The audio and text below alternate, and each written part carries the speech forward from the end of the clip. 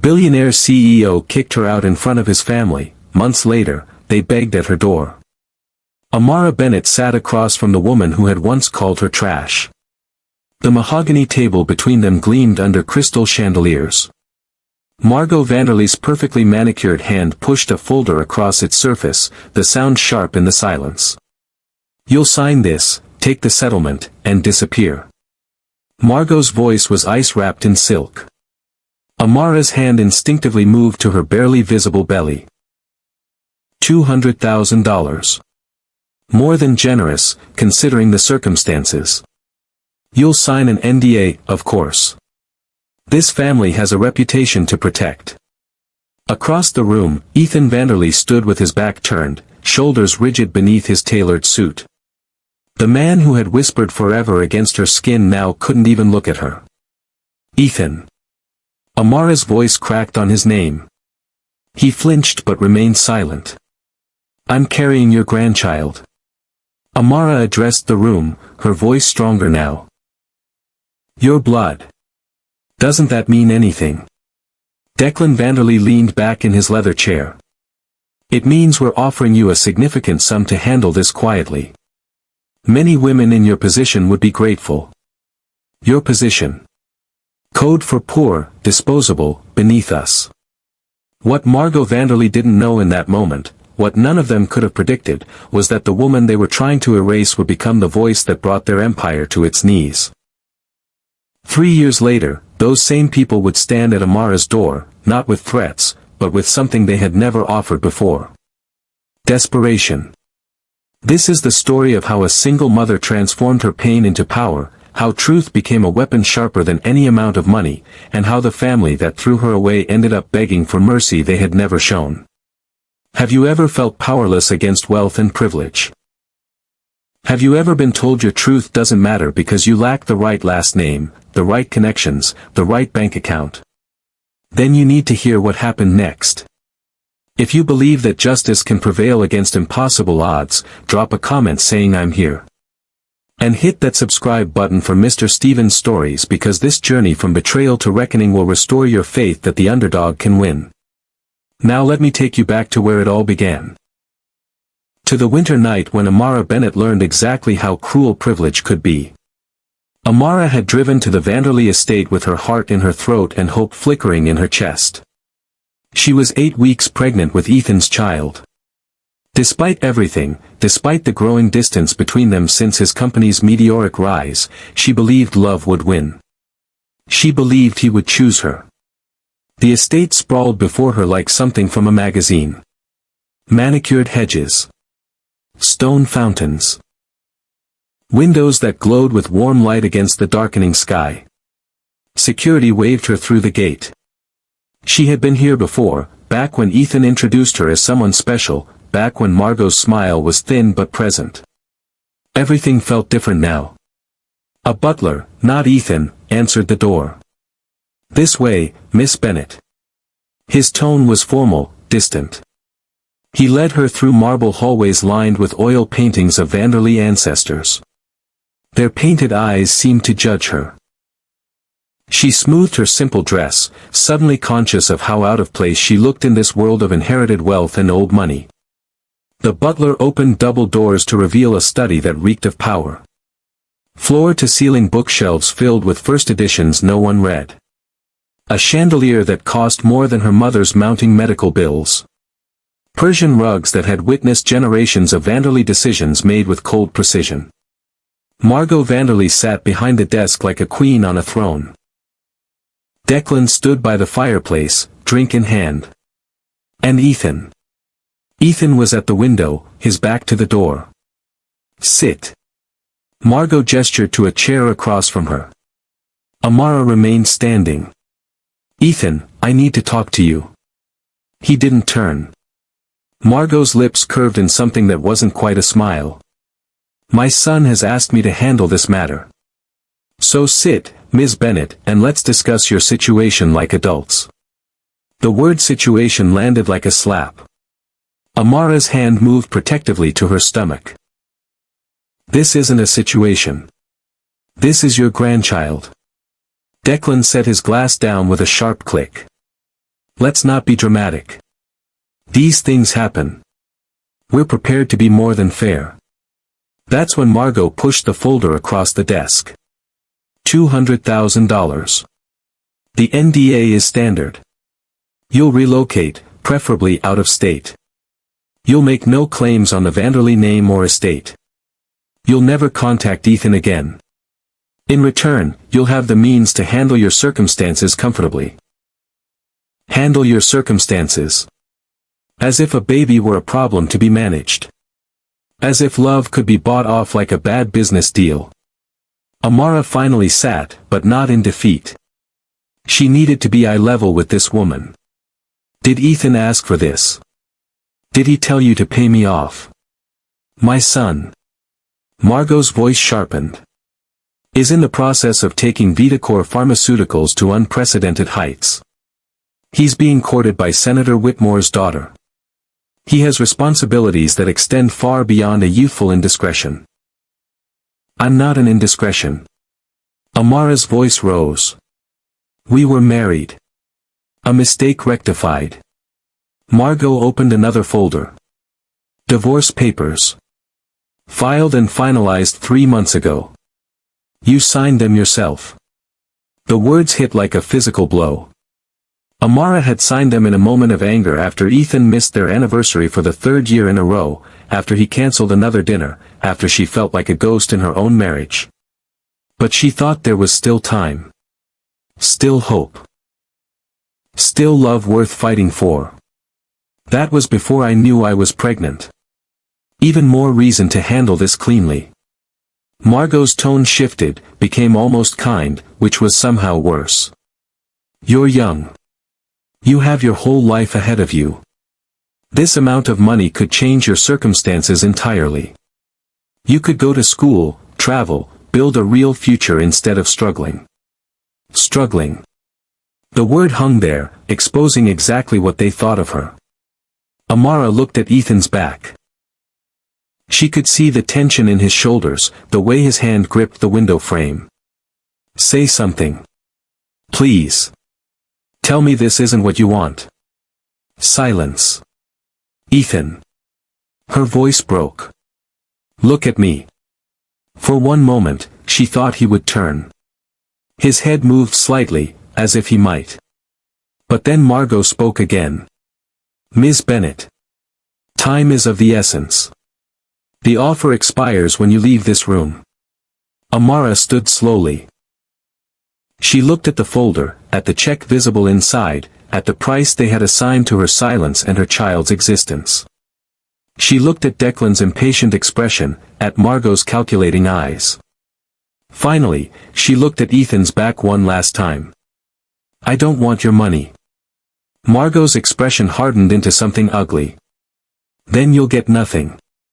And believe me, we have the resources to ensure this indiscretion doesn't tarnish our family name. Walk away now, or we'll make certain you have no choice. The threat was clear. They would destroy her. They had lawyers, connections, power. She had nothing but the truth, and the truth had never been enough against people like this. But she had something else. Pride. Dignity. And a child who deserved better than parents who paid to make problems disappear. I'm keeping my baby. Amara's voice was steady now. With or without you, Ethan. With or without your family's approval or your blood money. This child will know they were wanted. They'll know they matter. She turned and walked toward the door. You'll regret this. Margot's voice followed her. You'll come crawling back when reality sets in. Amara paused at the threshold, looked back one final time. The only thing I'll regret is loving a man who was too weak to fight for us. The walk through those marble halls felt endless. Past security guards who now watched her like an intruder. Through doors that closed behind her with a finality that sounded like a coffin ceiling. Outside, winter air bit her face. Snow fell in silent sheets, blanketing the Vanderley estate in pristine white. Beautiful and cold, just like everything inside those walls. She didn't cry. Not yet. There would be time for tears later, in her cramped apartment, when the full weight of single motherhood and betrayal crashed over her in waves. For now, she walked through the snow, one hand pressed to her stomach, and made a promise to the tiny heartbeat inside her. They don't get to erase us. They don't get to win. What Amara didn't know yet was that this moment, this rejection, would become the fuel for something far more powerful than revenge. It would become justice. 6 months later, on a Tuesday morning that felt like any other, Amara gave birth to Lena. The delivery room was sparse, institutional. An overworked nurse checked monitors with mechanical efficiency. There was no partner holding her hand, no family waiting outside, no flowers or balloons. Just Amara and the overwhelming pain of bringing life into the world alone. Push. The doctor's voice cut through the haze.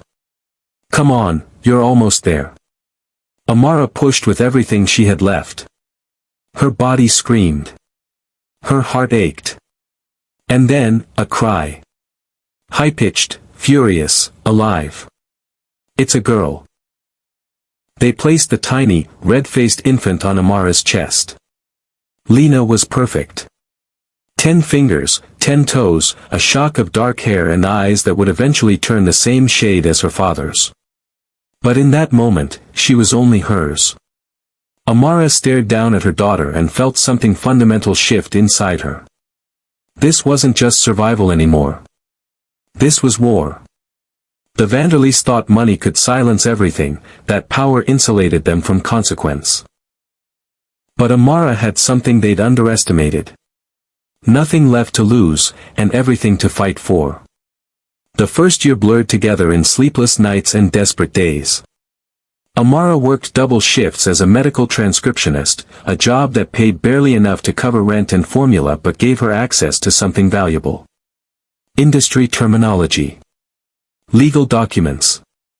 Medical journals. Her apartment was a far cry from the Vanderlee mansion. One bedroom with water-stained ceilings and neighbors who fought through thin walls. But it was hers. She'd furnished it with second-hand finds and clearance sales. A crib from a garage sale. A rocking chair with a wobbly leg. A laptop she'd saved 3 months to afford. While Lena slept in that second-hand crib, Amara compiled data. She remembered fragments of conversations from her time in Ethan's world. Margot's careful phrases about managing settlements. Declan's late-night calls about handling litigation. At the time, she'd been too in love to pay attention. Now, those fragments formed a pattern. The Vanderlees weren't just wealthy. Their pharmaceutical empire, Vitacor, had left a trail of destruction they'd paid to hide. Amara pulled up study after study. Prescription addiction rates in communities where Vitacor aggressively marketed their pain medications. Sealed lawsuits from families who'd lost loved ones. Deaths attributed to unfortunate circumstances that matched patterns of opioid abuse. Charitable donations to politicians who looked the other way when regulations came up for review. The Vanderlees had built their empire on suffering, then gilded it with philanthropy galas and society page photographs. They shook hands with senators while people died from the very medications they pushed. One night, when Lena was 14 months old and finally sleeping through the night, Amara sat at her laptop and made a choice that would change everything. Her fingers trembled as she typed an email to Noah Harrington, an investigative journalist whose series on corporate malfeasance had won awards and made powerful enemies. Subject line. The real cost of Vanderlee generosity. Mr. Harrington. I have documentation of systemic harm caused by Vitacor Pharmaceuticals. Harm that's been buried under settlements and legal threats. I also have personal experience with how the Vanderlee family treats people they consider disposable. If you're interested in the truth, I'm interested in telling it. A. Bennett. She hit send before she could second-guess herself. Noah responded within hours. 2 days later, they met at a coffee shop in a neighborhood far from Vitacor's gleaming headquarters. Amara brought folders thick with evidence. Medical reports. Statistical analyses. Sealed court documents she'd obtained through connections from her transcription work. Noah brought credibility, platform, and a hunger for accountability that matched her own. He spent the first hour reading in silence, his expression growing darker with each page. Finally, he looked up. "This is explosive. But you need to understand what you're starting. The Vanderlees will come after your reputation, your livelihood, everything. They'll paint you as a scorned ex-wife out for revenge. They'll dig into every mistake you've ever made and broadcast it to the world. Are you prepared for that?" Amara glanced at Lena, napping peacefully in her stroller beside them. She thought of her daughter growing up in a world where wealth equaled immunity. Where powerful people could destroy lives without consequence. Where girls from nowhere were disposable. "I'm prepared." Noah leaned forward. "Then let's burn it down." That partnership became Truths of Legacy, a podcast that would ignite a reckoning. They launched the first episode on a Thursday morning. Amara's voice, calm and factual and devastating, laid out the case against Vitacor Pharmaceuticals. This is the story of an empire built on pain. An empire that discovered how profitable addiction could be and decided that profit mattered more than lives. She didn't start with her own story. That would come later. First, she let the data speak. The medications Vitacor developed and aggressively marketed. The communities they targeted. Low-income areas where people had few healthcare options and little recourse. Places where a free clinic and donations to local hospitals bought goodwill and silenced questions. She shared statistics. Addiction rates that spiked in direct correlation with Vitacor's marketing campaigns. Emergency room visits. Overdoses. Deaths. Then she shared stories. Real people with names and faces and families who missed them. Rebecca Martinez, a high school teacher who developed chronic back pain after a car accident. Her doctor prescribed Vitacor's flagship painkiller. Within 6 months, she was addicted. Within a year, she lost her job, her home, and custody of her 2 children. She died at 38, alone in a motel room. James Patterson, a construction worker injured on the job. Same medication, same outcome. He left behind a wife and 3 kids who still don't understand why daddy never came home. The list went on. And on. And on. If this story is giving you chills, hit that like button for Mr. Stevens Stories. Share this with someone who needs to understand that speaking truth to power matters. Because what happens next proves that one voice, backed by evidence and courage, can topple giants. The podcast's first episode got modest downloads. A few hundred listeners. But those listeners shared it. And their friends shared it. Within 2 weeks, downloads hit 10,000. Within a month, 50,000. Episode 2 dropped like a bomb. This time, Amara revealed the sealed settlements. Families Vitacor had paid off in exchange for silence. NDAs that kept patterns hidden. Each individual case looked like an isolated tragedy. Together, they revealed systemic harm.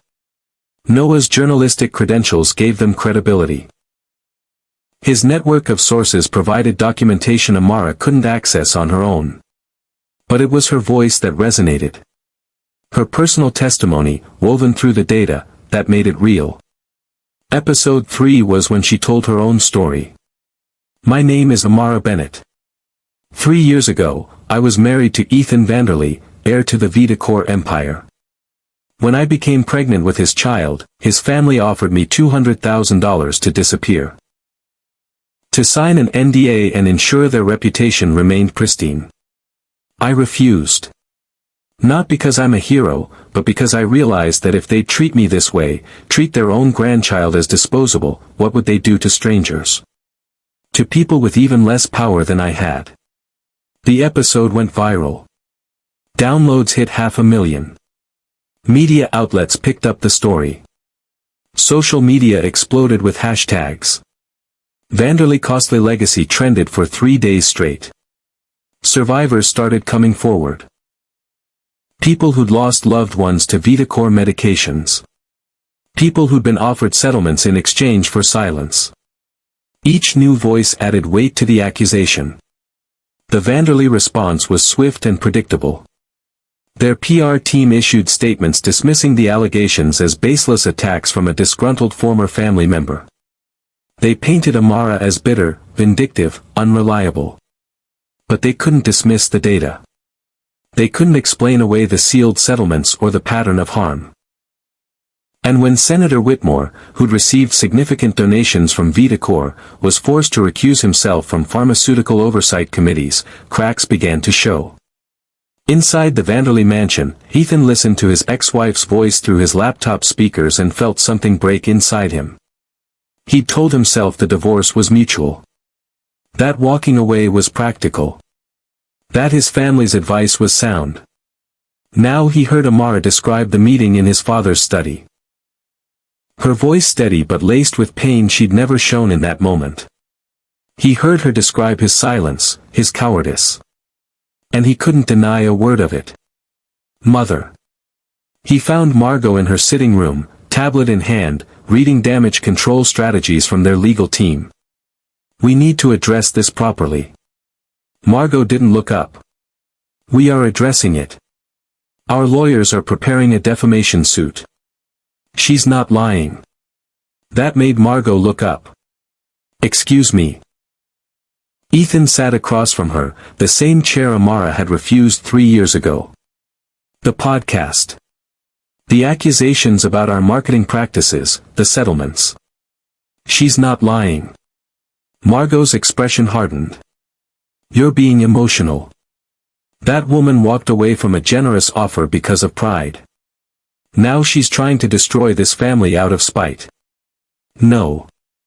Ethan's voice was quiet but firm. She walked away because we treated her like garbage. Because I was too weak to stand up for her. And now she's revealing truths we've spent millions to hide. Watch your tone. How many people, Mother? How many families took settlements? How many deaths did we pay to keep quiet? Margot stood abruptly. We run a pharmaceutical company.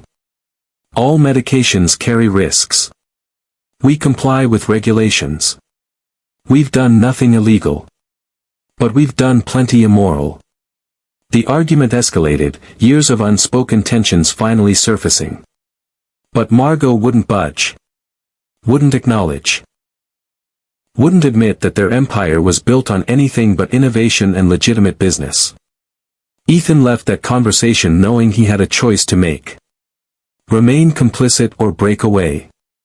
6 months after Truths of Legacy launched, congressional hearings were announced. Vitacore Pharmaceuticals would face questions about their marketing practices, their internal research on addiction risks, and the pattern of sealed settlements. The hearing chamber was packed. Media crews. Activists. Families who'd lost loved ones. And in the gallery, forced to attend by their legal team's advice, sat the Vanderlei family. Amara took her seat at the witness table. Her hands trembled slightly, but her voice remained steady as she was sworn in. Miss Bennett. The committee chair leaned forward. You've made serious allegations against Vitacore Pharmaceuticals and the Vanderlei family. Can you walk us through what led you to investigate this company? Amara took a breath. 3 years ago, I was rejected by the Vanderlei family for having the audacity to be pregnant and poor. They offered me money to disappear. During my relationship with Ethan Vanderlei, I overheard conversations about managing litigation, about settlements, about protecting the company's image. At the time, I thought it was normal corporate business. After they threw me away, I started looking closer. What I found was a pattern of harm that had been carefully hidden. She spoke for 40 minutes. Laid out evidence. Cited studies. Named names. Her testimony was devastating not because it was emotional, though emotion threaded through every word, but because it was factual. Undeniable. Backed by documentation the committee had verified. When Margot Vanderlei took the stand hours later, her composure was already cracking. Under questioning, she deflected, minimized, blamed regulatory agencies and healthcare providers and everyone except Billionaire itself. Mrs. Vanderlei. A congresswoman interrupted one of Margot's rehearsed responses. Are you aware that internal documents show your company's research team identified addiction risks 5 years before you added warnings to packaging? Margot's pause was a fraction too long. I would need to review those specific documents. We have them here. Would you like to review them now? The proceedings stretched across 3 days. By the end, the damage was catastrophic. Vidacor's stock price plummeted. Board members began resigning. Criminal investigations were launched. Class action lawsuits filed. The dominoes fell with satisfying precision. Philanthropy awards were rescinded. Society pages that once fawned over Vanderlei galas now ran exposés on their hypocrisy. Political allies distanced themselves. But Amara felt no triumph. Only exhaustion. She'd won, in the ways that mattered. The truth was public. Accountability was happening. But victory tasted like ash because it required reliving her pain over and over. Required being a symbol instead of just a person. Required sacrificing privacy and peace for justice. One evening, she sat on her apartment floor surrounded by letters from survivors who thanked her for giving them voice. Lena played nearby, now 3 years old and blissfully unaware of the empire her mother had helped topple. Sienna, Amara's closest friend and the person who'd supported her through the darkest days, brought over takeout and wine. You did it. Sienna raised her glass. You actually did it. Amara clinked glasses but didn't drink. Did I? Vidacor's still operating. The Vanderleis still have money. People are still addicted to their medications. But now everyone knows. Now there are investigations and lawsuits and regulations being written. You can't fix everything, Amara. But you fixed something. Later that night, after Sienna left, Lena crawled into Amara's lap. Mama, why are you sad? Amara hugged her daughter close. I'm not sad, baby. I'm just tired. Read me a story. So Amara did. She read about princesses and dragons and happy endings, all the fairy tales she'd stopped believing in years ago. And as Lena's breathing evened into sleep, Amara wondered if she'd done the right thing. If burning down an empire was worth the cost. 3 years after the congressional hearings, Amara had built a different kind of life. The modest apartment had been replaced by a small house in a quiet neighborhood. Nothing extravagant, but it had a yard where Lena could play. Amara continued advocacy work, using the platform she'd built to push for corporate accountability and support for addiction recovery. Truths of legacy had evolved into something bigger. Other voices joined hers. Other stories of systemic harm and fights for justice. She'd become a symbol, which felt strange and uncomfortable, but she used that visibility for good. Lena was 6 now. Bright and curious and completely unaware that her existence had once been deemed inconvenient by people who valued reputation over humanity. On a Tuesday evening in spring, there was a knock at the door. Amara answered it with Lena at her side, expecting a package delivery or a neighbor. Instead, Ethan Vanderlei stood on her porch. He looked different. Older. Lines around his eyes that hadn't been there before. He wasn't wearing a suit but simple jeans and a button-down shirt. His hands were empty of flowers or gifts or any of the performative gestures wealthy people use to buy goodwill. Amara's first instinct was to slam the door. 3 years of therapy hadn't erased the wound of his betrayal. But Lena was watching, and Amara had promised herself she'd never let her daughter see her as bitter. What do you want? Ethan's eyes dropped to Lena, and something raw crossed his face. To talk. Please. Just 5 minutes. Lena, go play in your room for a bit. Amara kept her voice calm. But Mom. Now, sweetie. Once Lena disappeared down the hallway, Amara stepped onto the porch and closed the door behind her. Talk. I'm not here to ask for forgiveness. Ethan's voice was rough, like he'd practiced this speech 100 times and it still wasn't right. I don't deserve it. I'm here to ask, how do I become the father Lena deserves? The question caught her off guard. You had 3 years to ask that. I know. I've been in therapy. Working through my complicity, my cowardice. I separated from my family's company. I've been volunteering with addiction recovery programs, trying to do something meaningful with the privilege I've wasted. Amara studied him, looking for manipulation or performance. She'd learned to spot insincerity from a mile away. But Ethan looked genuinely broken. Humbled in ways that seemed real. Why now? Because I can't undo the past. I can't give back the time I stole from Lena, from you. But I can try to be present for whatever time is left. He met her eyes. I'm not asking to be welcomed back. I'm asking for the chance to earn the title of father. Slowly.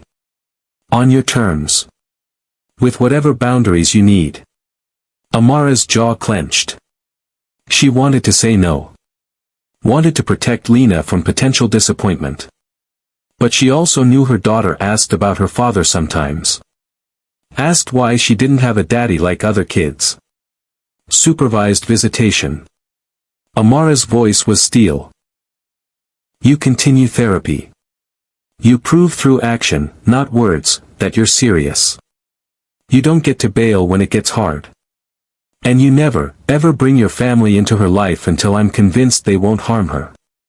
Agreed. I mean it, Ethan. You hurt her, you disappoint her, and you'll never see her again. I don't care about your last name or your money or your connections. That little girl is everything to me. I understand. The conversation was interrupted by Lena appearing in the doorway, curiosity overcoming obedience. Mama, who is he? Amara looked at Ethan, then at her daughter. Sweetheart, this is Ethan. He's your father. Lena's eyes went wide.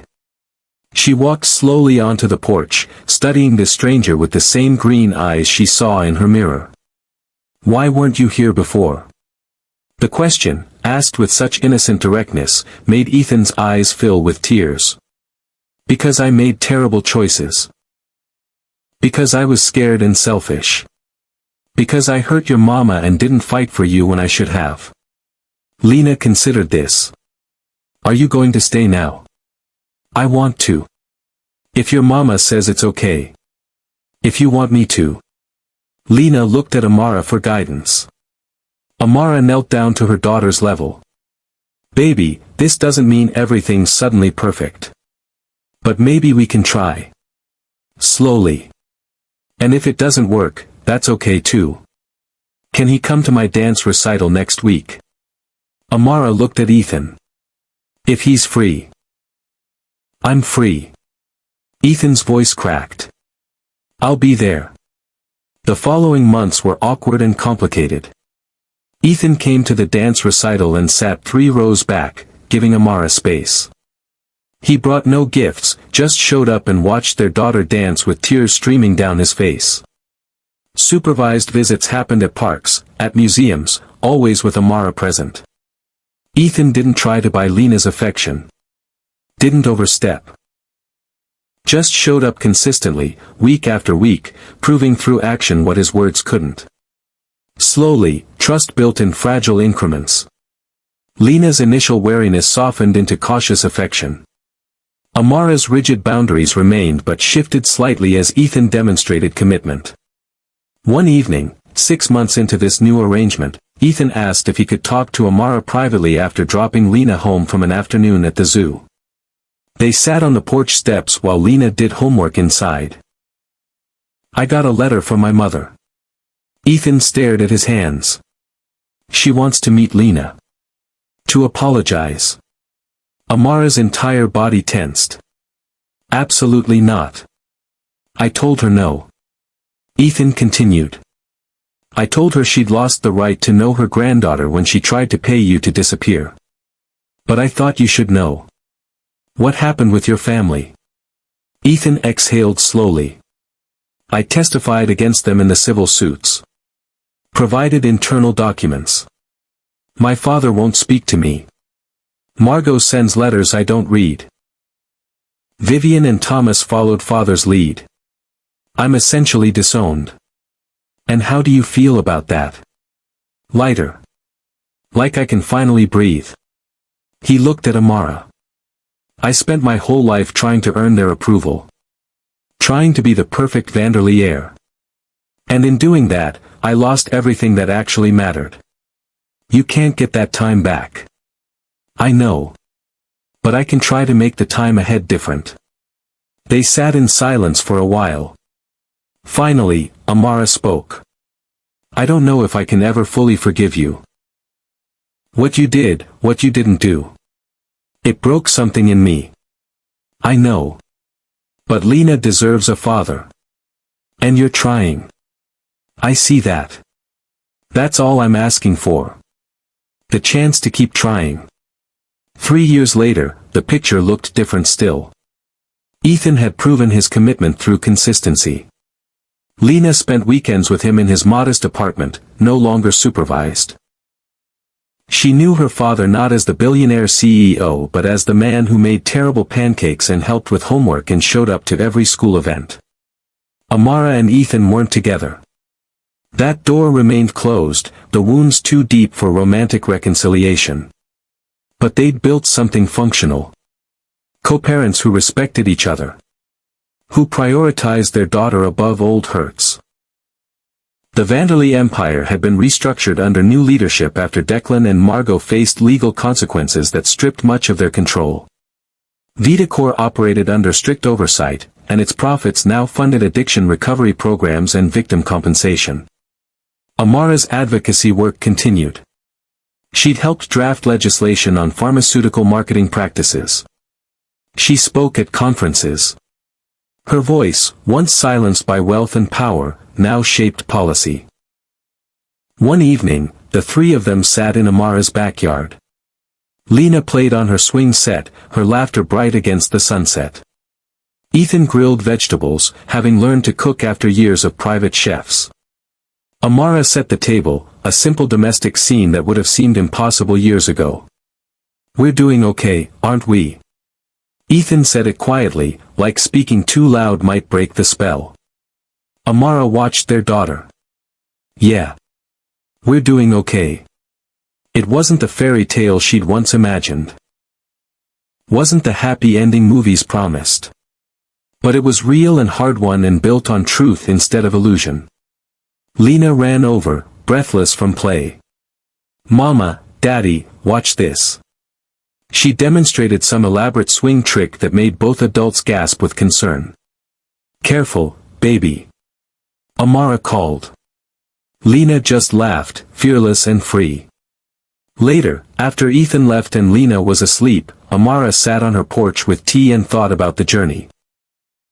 From that brutal rejection in the Vanderlee study to this complicated piece. From powerlessness to power. From silence to voice. The cost had been high. Years of struggle, public scrutiny, emotional toll. But the alternative would have been worse. Staying silent. Accepting that wealth meant immunity. Raising her daughter in a world where truth didn't matter. She'd transformed her wound into something meaningful. Not revenge, but accountability. Not bitterness, but justice. And in doing so, she'd taught Lena the most important lesson. That your voice matters. That speaking truth to power changes systems. That being underestimated can be an advantage because those who dismiss you never see the reckoning coming. The Vanderlees had tried to erase Amara Bennett. Instead, she'd become unforgettable. A name synonymous with courage and accountability. A voice that reminded the powerful that money couldn't buy immunity from truth. Amara's story proves that your voice matters, no matter who tries to silence it. That strength paired with vulnerability can topple empires. That redemption is possible but must be earned through action, not words. That victims can transform wounds into pathways for justice. If this story moved you, hit that subscribe button for Mr. Steven's Stories and share this with someone who needs to hear that the underdog can win. Drop a comment telling us what's the biggest lesson you're taking from this story. Is it about finding your voice? About holding the powerful accountable? About the complexity of forgiveness? We want to hear from you. Remember, justice isn't always neat, but it's necessary. Speaking your truth, even when your voice shakes, creates change that echoes far beyond your own life. Amara started with nothing but a story and determination. She ended up rewriting the narrative for thousands of families who'd been silenced. You have that same power. Your story matters. Your truth matters. Don't let anyone convince you otherwise. Thank you for being here, for listening, for believing that one person can make a difference. Until next time, keep fighting for what's right, keep speaking your truth, and keep believing that justice, though delayed, will prevail. This is Mr. Steven's Stories, where every story carries a lesson and every voice deserves to be heard. They thought they could erase her. Instead, she became unforgettable.